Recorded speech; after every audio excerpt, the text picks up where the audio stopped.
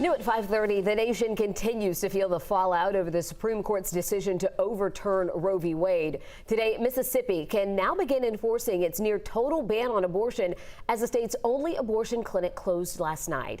Joining me now is NBC News correspondent Antonia Hilton. And Antonia, you're outside the last abortion clinic in Mississippi where the doors are officially closed now.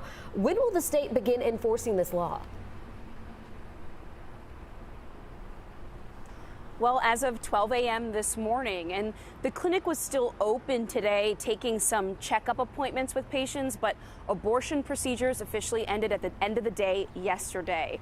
For some people, anti-abortion activists, some of whom came out here to celebrate today, this is a great day, a monumental moment for people who worked or volunteered at this clinic, for the patients who were served by this clinic, and for people who believe that abortion was an important part of reproductive and health care access for women here, that this is a day of mourning now, and it marks a major change in the legal and healthcare landscape in the state of Mississippi.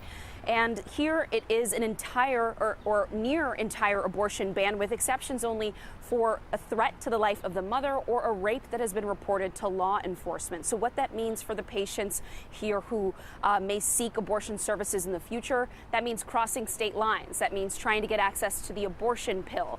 But the state of Mississippi is not going to be doing education on those options. And so there are support groups, volunteers who are trying to find ways to get patients those resources.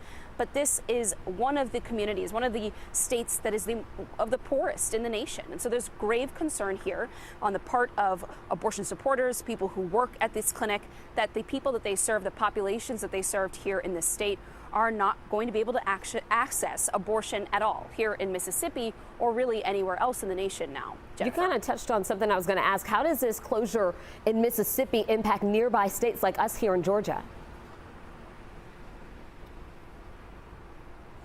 Well, it's going to have a major impact because of the fact that many people are going to be seeking to cross state lines.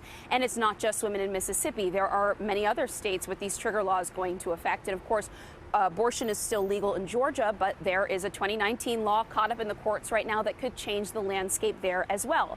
And so what that means is that on the clinics in places like Florida or Illinois or New Mexico, where the owner of this clinic is going to reopen his site, they expect to see patients flooding in from all over the place, calling already. They're getting calls from women in other states, trying to book appointments, trying to figure out what their options look like.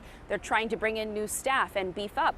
But it's going to be a major challenge. And so there's going to be logistical and financial hurdles for the patients, but there are also going to be major logistical and infrastructure challenges for the providers who try to have these services available. Because essentially women here in Mississippi are going to be trying to enter communities where already there was a large population or a large need for these services. And so it's going to get quite complicated, frankly, Jennifer. Yeah, a lot yet to unfold with this situation. Antonia, thank you so much. And tonight on NBC Nightly News, how some argue losing access to state abortions in safe manners can put a woman's health at risk.